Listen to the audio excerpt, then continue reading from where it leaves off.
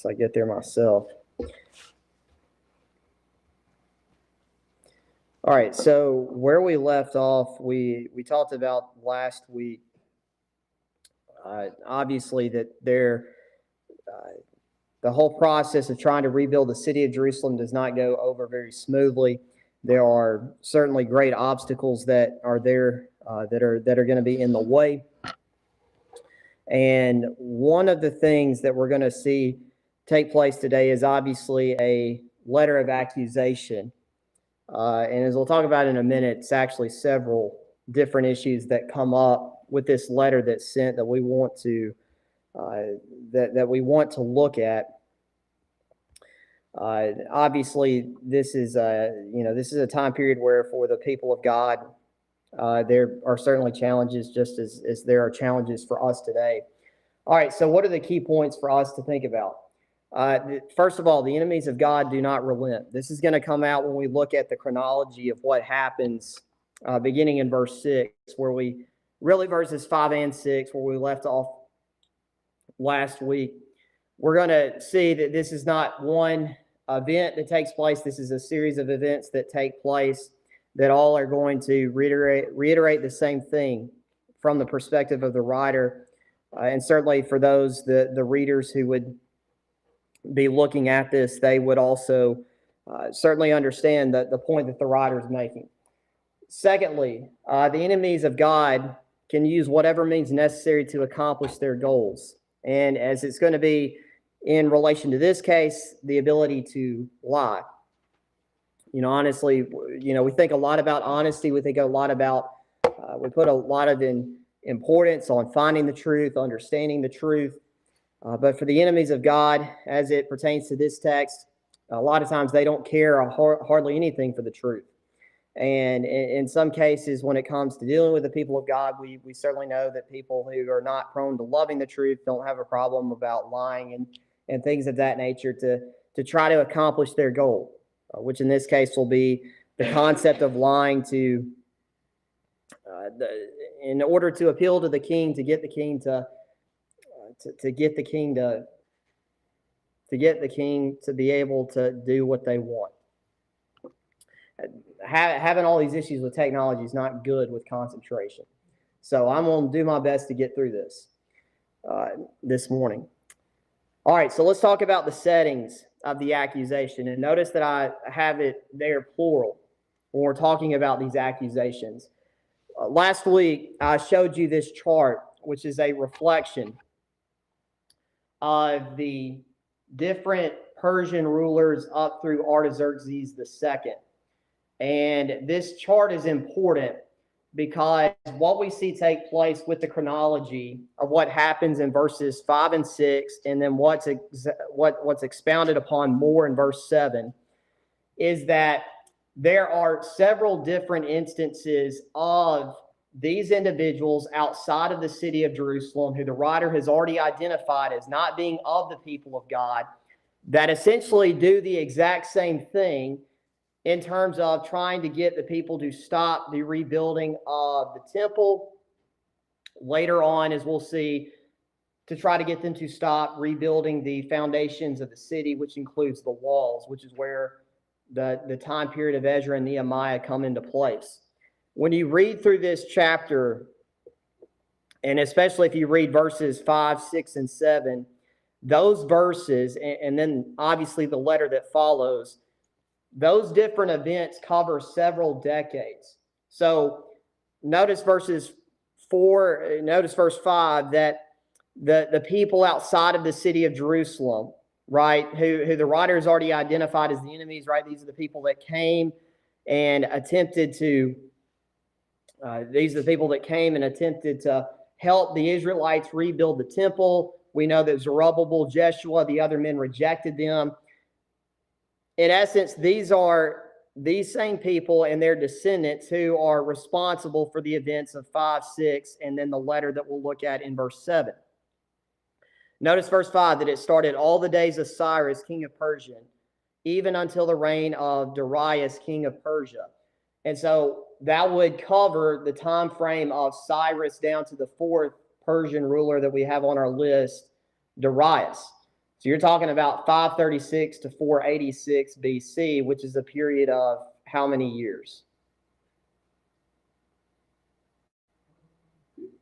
50, right? So verses 4 and so verse 5 tells us that they were bribing counselors for the period of 50 years against the people of God, trying to get them from rebuilding the temple. But notice that in verse 6 that it says that in the reign of Ahasuerus, in the beginning of his reign, that they wrote an accusation against the inhabitants of Judah and Jerusalem. Right? So notice that when we talk about Ahasuerus, who is going to be Xerxes the first, notice that there was also during this king a letter that's written as an accusation against the people of God, at least to try to get them to stop the rebuilding of the temple. Now, what other notable character lived in the same time frame as Ahasuerus in the Old Testament? Esther, right? So what you want to connect is the events of Esther, right? And what happens in the book of Esther for the people of God?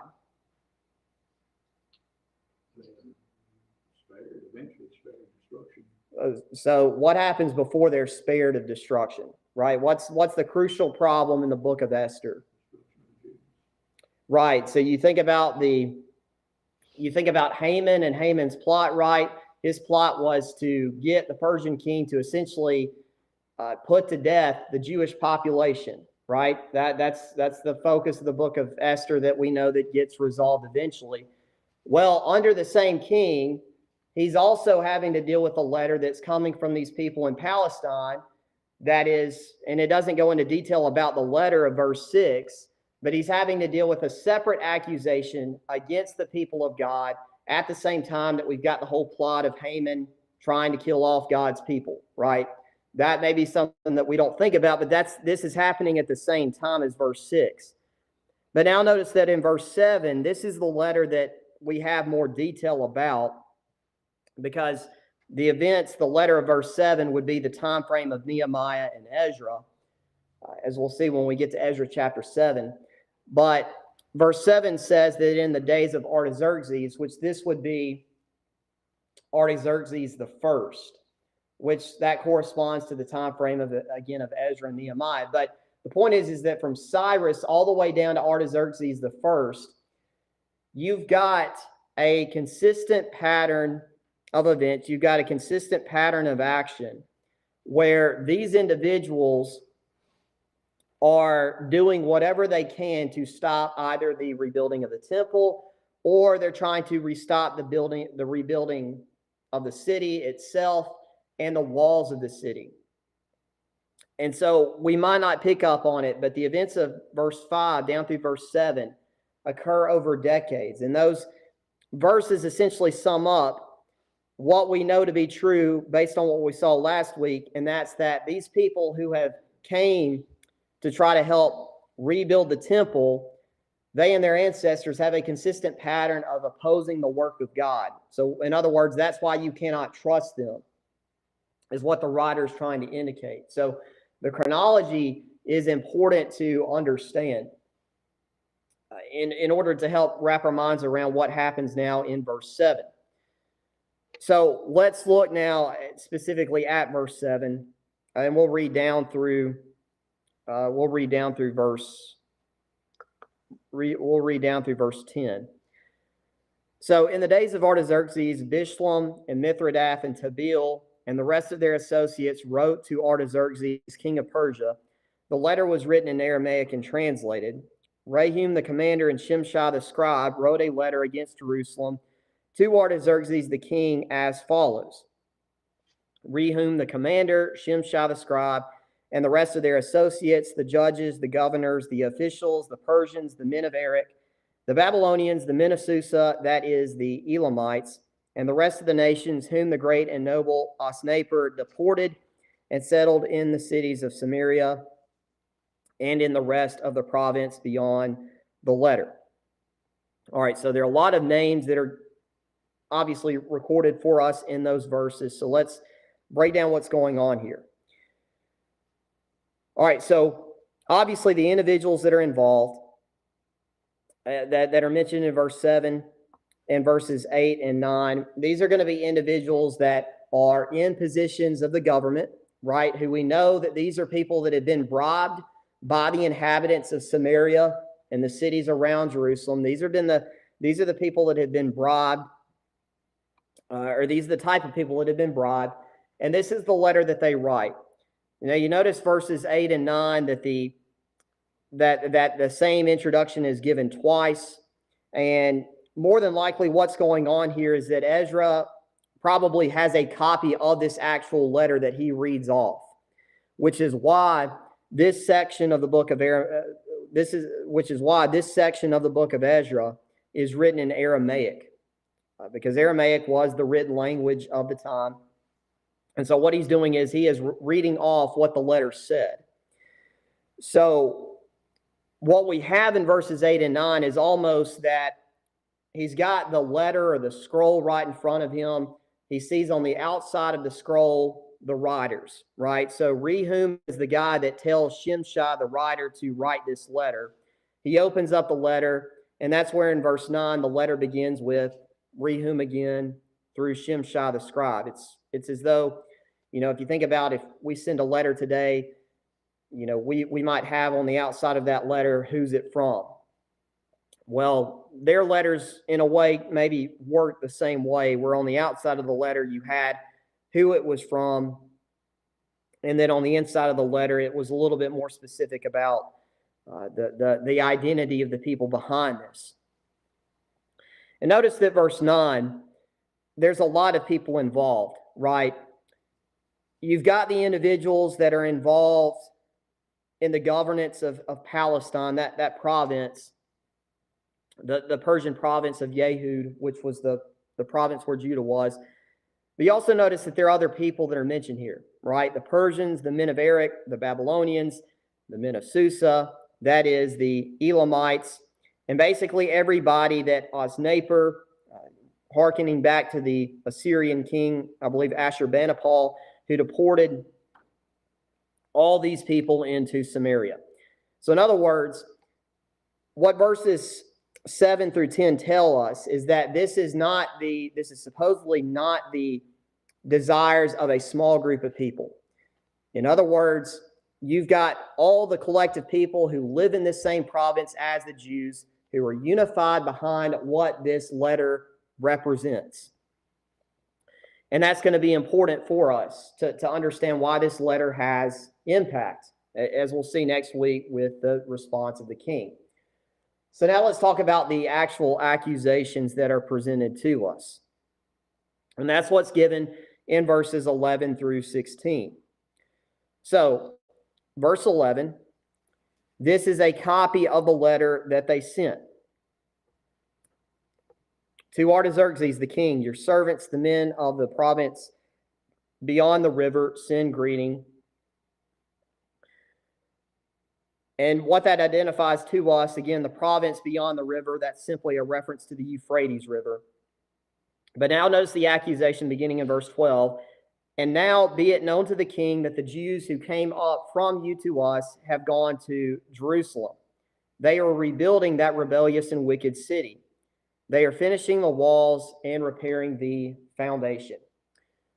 All right, so notice that in verse 12, this is talking to Artaxerxes, which is, if we go back to that chart, you're talking about in the neighborhood of about 80 years after the first migration that took place under Zerubbabel. So what that tells us is that the Jews did not all return in one migration to Israel, just as they were taken away in different waves as they went into captivity. The Jews that eventually resettled Palestine, that are there by the time of the New Testament, they all came over in different waves. Because we know that from verse 12, where he tells Artaxerxes, be it known to the king that the Jews who came up from you to us have gone to Jerusalem. Which tells us that there were some Jews that had still continued to migrate over the course of 80 years up to the point where Artaxerxes is the king. Now, in Matthew chapter 5 and verse 14, what did that say about the city on a hill? Cannot be hid. Right here, the light of the world, a city that is set on a hill cannot be hid. I think about the impact of that statement. I think about how it relates to what's going on here. You know, you had that first wave of migration that took place in 536 BC. And over the course of the next 80 years, they go through a process of rebuilding the altar, of rebuilding the temple, eventually of rebuilding the homes in the city and rebuilding the city itself. And the point is that Jerusalem, when you think about the concept of a city on a hill that cannot be hid, is the idea that if a city is set on a hill, people notice it, right? And in the Old Testament and in times of antiquity, people would flock to cities on a hill, primarily for the sole purpose because they were better protected. And that's the idea that stands out to me as I think about this consistent wave of migration, that as the people of God did what God expected in terms of rebuilding the temple and rebuilding the city, all that did was to encourage more Israelites to leave Babylon, to return back to their homeland at this point. And I think about that. I think about the connection for us as Christians as well, you know, because what follows after this is obviously Matthew 5, verse 16, to let your light so shine among men that they may see your good works and glorify your Father which is in heaven. That point is connected to the idea of a city set on a hill, because as the people of God saw the city of Jerusalem start to become successful again, it motivated them to want to return, to go back to the city that was at the center of their nation, essentially. So that stands out to me. Obviously, you've got a picture there of Jerusalem, the hills around Jerusalem. It again is a city that's set on a hill. So what's at stake, verse 12, is what's the true purpose for why they have returned, right? Why have they ultimately returned? And let me turn that microphone on. What's the true purpose behind their return? As it's indicated in verse 12, the reason why they have returned is why? For what purpose? Rebellion. Right. So the purpose, so they have returned to rebuild the city, but the real reason behind that, verse 12, is that they've done this as a way to rebel against the Persian Empire, right? And that's what's at stake. You know, the people that went to Jerusalem in that first wave of migration, right? They wanted to, you know, the understanding at that point from the Persians was that it was responsible to not disturb the gods of other nations. And this was, as we talked about, this was a way for Cyrus to honor the God of Israel, was to allow his people to return to their homeland and to build a temple once again for God, right? Stability was what was supposed to be accomplished.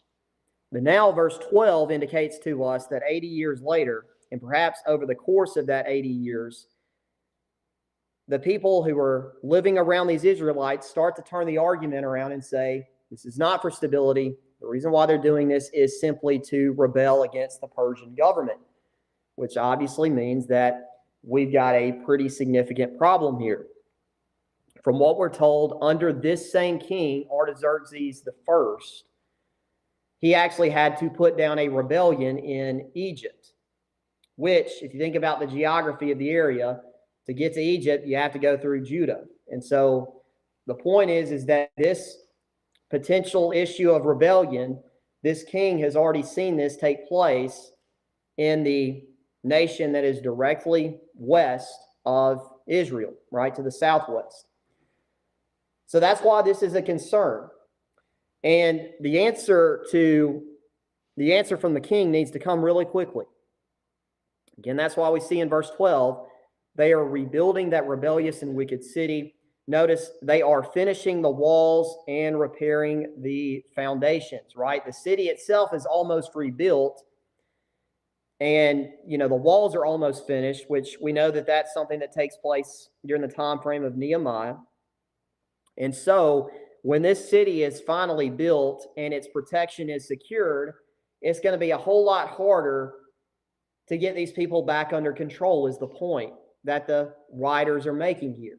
It's the point of their accusation. And so the king has got to come up with an answer really quickly. In other words, you need to quickly put a stop to what they are doing before they can finish the job, and then make it really hard for you to come in and once again make them your subjects. That's what's at stake in verse 12. Notice that they continue on in verse 13. Why else is this a potential problem? Now be it known to the king that if this city is rebuilt and the walls are finished, that they will not pay tribute, custom, or toll, and the royal revenue will be impaired. So obviously there is an economic concern, right? After all, if the city is rebuilt, why do they need protection from Persia? And if they don't need the protection of the Persian military, then why should you expect them to pay their taxes? And what you have here are different coins that were seen as forms of currency, supposedly seen as forms of currency in the Persian Empire, both silver and gold coins. And obviously we understand why this is significant. Again, the idea of tribute would be the taxes that were mandatory, that were required. We might think about that as kind of an income tax. But then the customs or tolls, those are other different types of taxes. And the point is that, if this people rebuild their city and they don't pay taxes, that hurts the government financially, right? Government can't pay for things that it needs. And from our, I was reading one commentator who said that, if the Jews in Jerusalem and the surrounding area stopped paying their taxes, that would have been a loss of about 20 to 35 million for the Persian government in 1 year. And that's a significant amount of money. And at this point in time, you don't have the concept of the government being able to borrow money to pay for things. So, you lose that money, that's all of a sudden things that the Persian military, Persian government funds that they don't have. That's obviously a serious problem. In addition to the fact that they are, obviously rebelling against the empire. Notice that verse 14. Now, because we eat salt of the palace, and it is not fitting for us to witness the king's dishonor, therefore we send and inform the king.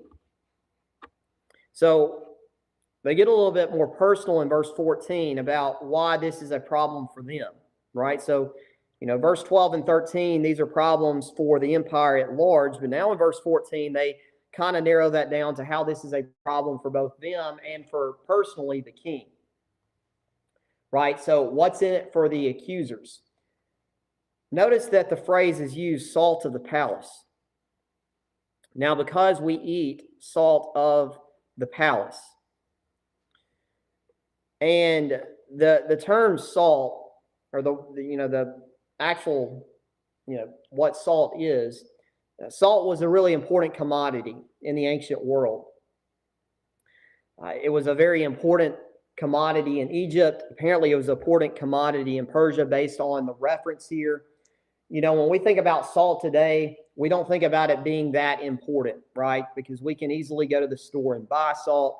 I'm sure every single person in here has salt in their house. Most things that we eat have salt in them.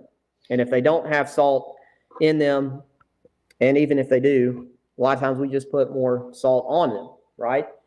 And that's because we have salt readily available. That wasn't always the case in the ancient world. Salt in some cases could be somewhat hard to come by.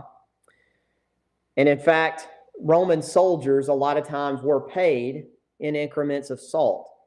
That's where we get what financial word from that we still use today?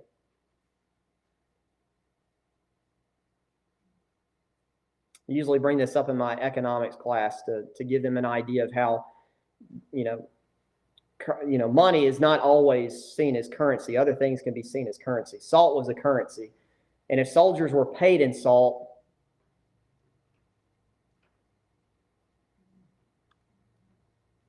What word looks kind of closely related to salt? It's a financial word. Salary. The word salary is a Latin word that comes from the concept of salt being used as currency. That's where we get the word salary from, is because Roman soldiers' salary a lot of times came from their payment in salt. That's also the reason why the phrase "a man who's worth his salt." If you ever hear that phrase, the reason why is because of the connection between the payment of salt and the word salary. Because the idea, if a man is worth his salt, then that means that he's worthy of what he's worthy of his salaries, is another way of saying that. That's where we get that phrase from, the understanding of the word salt. Now, for the Israelites, salt was also important because it meant that someone honored a covenant. And for a moment, look at Leviticus. In fact, somebody read for us Leviticus chapter 2 and verse 13.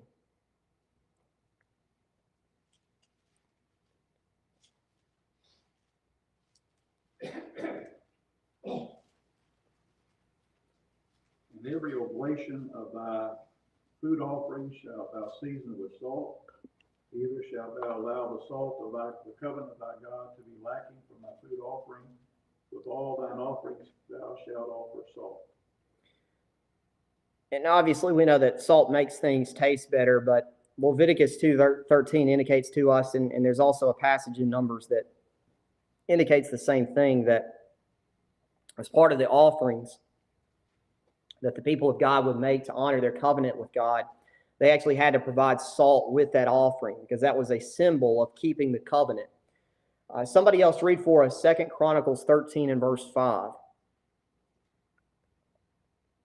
That passage also relates to the same concept of why salt was important. All you not know that the Lord God of Israel gave the kingdom over Israel today and forever, even to him, to his sons, by covenant of salt. Right. So notice that in that passage that the promise of the house of David having the family dynasty over the southern kingdom of Judah at that point, that Abijah refers to that as a covenant of salt. And that idea kind of carries over to this passage when they talk about we eat of the salt of the palace. In other words, they're just reaffirming their covenant, or they're reaffirming their loyalty to the king.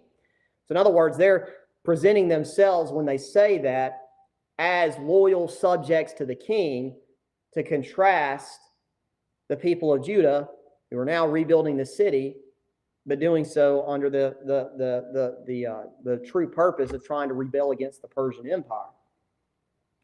And so what's in it for the accusers? Well, when they use that idea of eating of the salt of the palace, they're presenting themselves as the loyal subjects to the king, to contrast the Israelites who are not keeping their covenant in terms of respecting the leadership of the Persian Empire, right? And so, again, we talked about that phrase, the salt and salary, and a man who's worth his salt is worth his payment.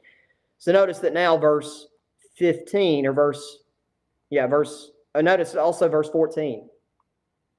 What else is in it for the accusers? And this is also to prove their loyalty to defend the king's honor. They talk about that they do not want to witness the king's dishonor.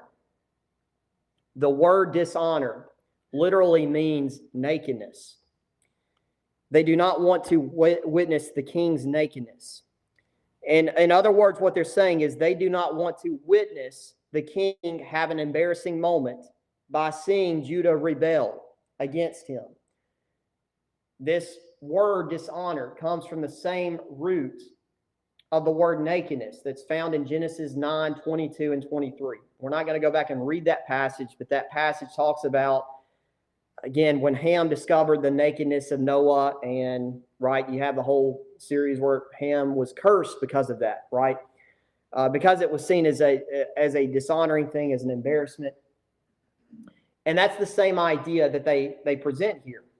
That if Jerusalem were to rebel against the king, and at this point, Jerusalem was actually part of the smallest province of the Persian Empire. If Jerusalem was able to rebel against the king, then this is a really embarrassing thing for Artaxerxes I, because if Jerusalem can rebel against the king, what about the great cities of Egypt, or the great cities in Syria, or the eastern part of the Persian Empire, right? What would stop them from rebelling like what Jerusalem did? So they're telling the king, we don't want to see your position, your power made fun of because you could not stop Jerusalem from rebelling. And that's what they're talking about here with the king's dishonor. So notice that the weight of the rebellion then, verses 15 and 16.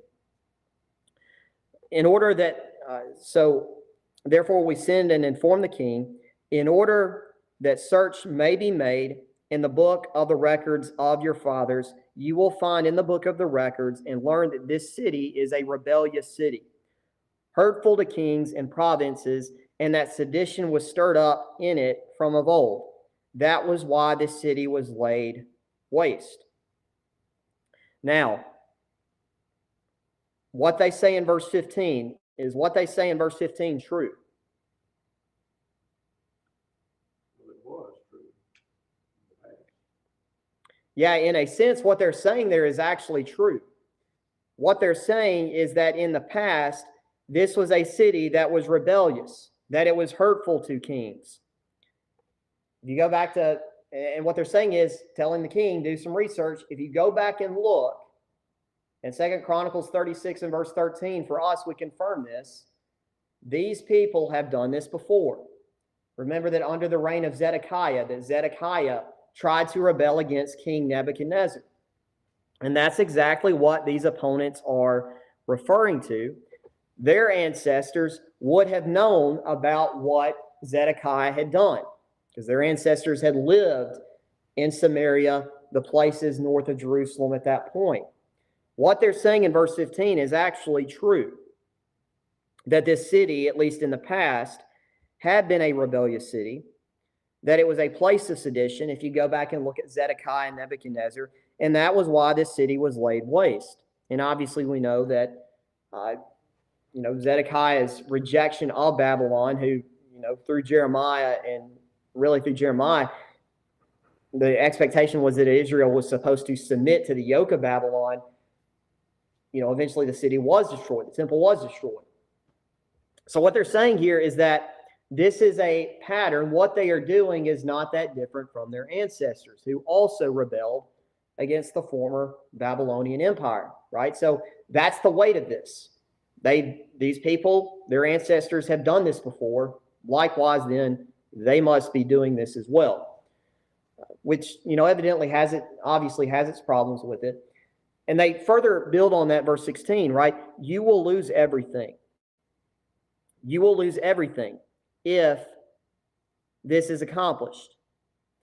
Verse 16, we make known to you, or we make known to the king, that if this city is rebuilt and its walls finished, you will have no possession in the province beyond the river. And so if you look on a map, this is what this is talking about.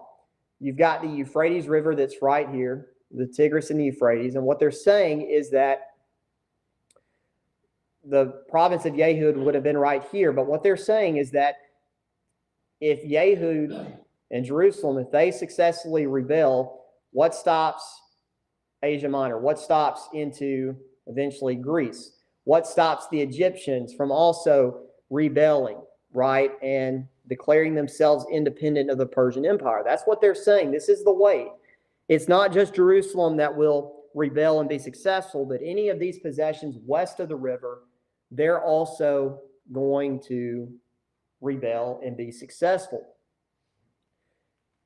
And so in essence, you have to do the same thing.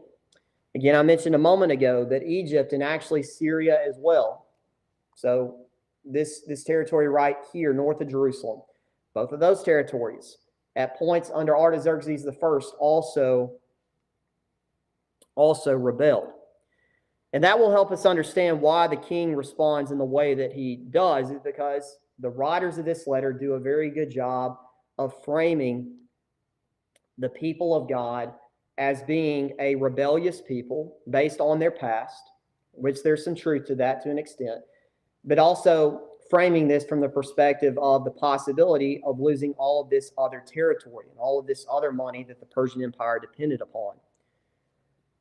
And we'll tie in the application of this, I guess, next week, because we don't really have time to get to it. But the overall point is, if you think about those key things that we talked about at first, is that these were, again, the enemies of God in this instance were relentless. They did this over the periods of decades, and the contents of this letter kind of are the culmination of all that.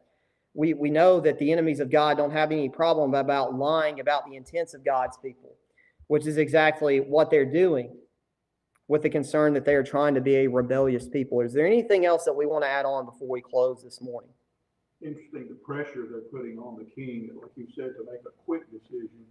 And usually whenever I know if I'm put under pressure to make a quick decision, it's usually not a good decision. Whether you're buying a car, there's somebody on their way right now to buy the car. If you don't buy it, that's putting pressure to make a quick decision, and it doesn't give you time to think, properly and investigate properly. And usually we don't make great decisions whenever we're forced to make a quick one. Right.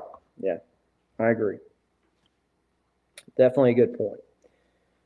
Adam, another thing, modern day times, think about what was it, 47, when the Jews returned back to, by the help of this country and the Allies. Right. They returned back, and there's been fighting ever since. Right. It's hard to relocate a group of people because their customs and their religion and their style of living is totally different. Right. So yeah, and take over. Yeah, and we'll see by the end of the book of Ezra that certainly is a contentious issue when we talk about what they do with what they have to do with the idolatry that's persistent by the end of the book. But yeah, that's a very good point.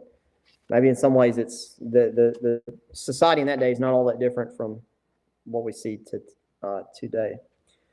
We'll stop here. Thank you for your time and your attention this morning. Hopefully things will go a little bit smoother next Sunday.